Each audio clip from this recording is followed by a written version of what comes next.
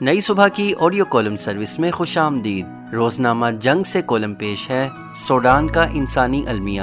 Column نگار ہیں انور غازی اور آواز ہے سلیم طاہر کی۔ اگر آپ نئی صبح کی آڈیو لائبریری سے مستفید ہونا چاہتے ہیں یا پھر ہمارے ساتھ والنٹیئر کرنا چاہتے ہیں تو وزٹ کیجیے ہماری ویب سائٹ www.naisubha.org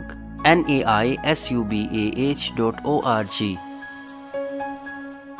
اس وقت سوڈان میں کوئی کفر اور اسلام کی جنگ نہیں ہے، بلکہ یہ سوڈانیوں کی آپس کی جنگ ہے۔ دونوں جانب مسلمان ہی ہیں، دونوں طرف عربی النسل لوگ ہیں۔ ایک طرف ریاست کی باقاعدہ فوج ہے، جبکہ مقابلے پر نیم فوجی گروہ ہے۔ درمیان میں غریب عوام مارے جا رہے ہیں۔ سوڈان اس وقت تاریخ کے بدترین دور سے گزر رہا ہے۔ دارالحکومت خرطوم اور گرد و نواح کے علاقے ملبے کے ڈھیروں میں بدل چکے ہیں۔ لاکھوں انسان اپنے گھروں سے بے دخل ہو چکے ہیں۔ ملکی فوج اور خودسر ملیشیا ریپڈ سپورٹ فورسز کے مابین جاری اس خانہ جنگی نے نہ صرف اقتدار کا توازن بگاڑا ہے بلکہ ایک بڑے انسانی المیے کو بھی جنم دیا ہے۔ ہزاروں لاشیں بے گور و کفن پڑی ہیں۔ اقوام متحدہ نے سوڈان کی خانہ جنگی کو دنیا کا تیزی سے بڑھتا ہوا انسانی المیہ قرار دیا ہے، جبکہ افریقی یونین اور عرب لیگ نے فوری جنگ بندی اور مذاکرات کی اپیل کی ہے۔ یورپی یونین نے انسانی امداد کے لیے فنڈ مختص کیا ہے، لیکن امدادی قافلے بندوقوں کی زد میں پھنسے ہوئے ہیں۔ عالمی میڈیا اسے وسائل کی جنگ قرار دے رہا ہے۔ سوڈان کے اس قضیے کو سمجھنے کے لیے ماضی میں جھانکنا ضروری ہے۔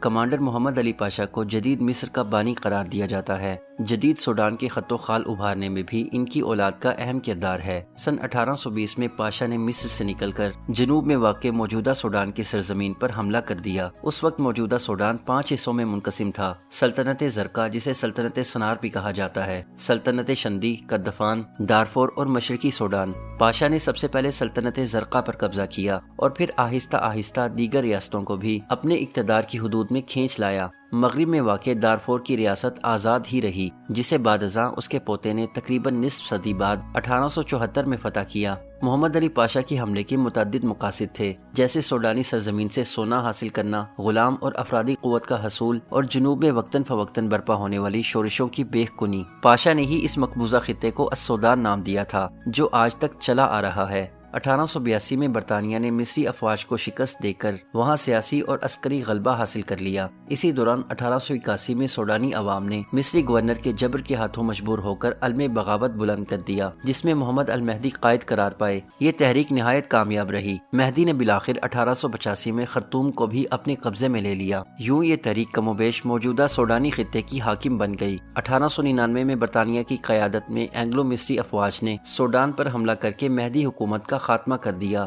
یوں اینگلو مصری سوڈان کے نام کے ساتھ برطانیہ اور مصر نے وہاں مشترکہ حکومت قائم کی۔ سوڈان کا موجودہ جغرافیہ وہی ہے جو اس زمانے میں طے کیا گیا تھا۔ سوڈان 1 جنوری 1956 میں آزاد ہوا۔ بحیرہ احمر کے مغربی کنارے پر واقع یہ ملک 2011 سے قبل عالم اسلام کا دوسرا جبکہ بر اعظم افریقہ کا سب سے بڑا اسلامی ملک تھا۔ جنوبی سوڈان کی علیحدگی کے بعد اب یہ عالم اسلام کا 5واں جبکہ الجزائر کے بعد افریقہ کا سب سے بڑا اسلامی ملک ہے۔ یہاں تقریباً 96% مسلمان، 3% مسیحی جبکہ 1% دوسرے مذاہب کے ماننے والے آباد ہیں۔ 1989 میں سوڈانی فوج نے حکومت پر قبضہ کیا تو عمر البشیر کے ساتھ حسن ترابی بھی مشیر کے طور پر چلے آئے۔ یہ وہ دور تھا جب ایران میں انقلاب اور افغانستان میں جہاد کامیابی کی منازل طے کر چکے تھے۔ سوڈان میں موجودہ خانہ جنگی کا آغاز اپریل 2023 میں ہوا، جب ملک کی 2 طاقتور عسکری قوتیں آپس میں برسر پیکار ہو گئیں۔ ایک طرف سوڈان کی پیشہ ور افواج ہیں، جن کی قیادت army chief general Abdel Fattah al Burhan کر رہے ہیں۔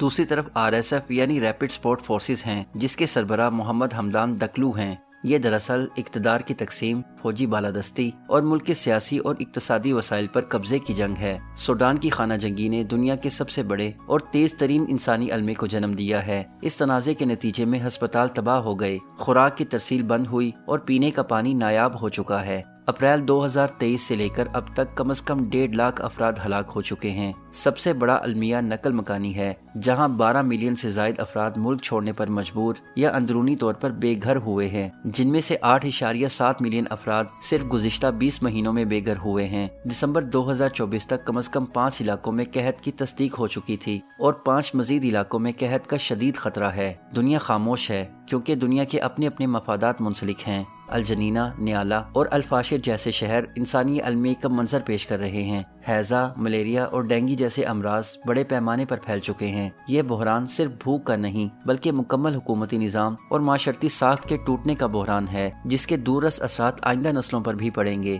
سوڈان میں پائیدار امن کی کوششیں نہ صرف داخلی سطح پر بلکہ سب سے زیادہ علاقائی طاقتوں کے مابین اتفاق رائے پر منحصر ہیں۔ اللہ کرے کہ اس کا کوئی جلد حل نکل سکے۔ آپ اور ہم تو صرف دعا ہی کر سکتے ہیں۔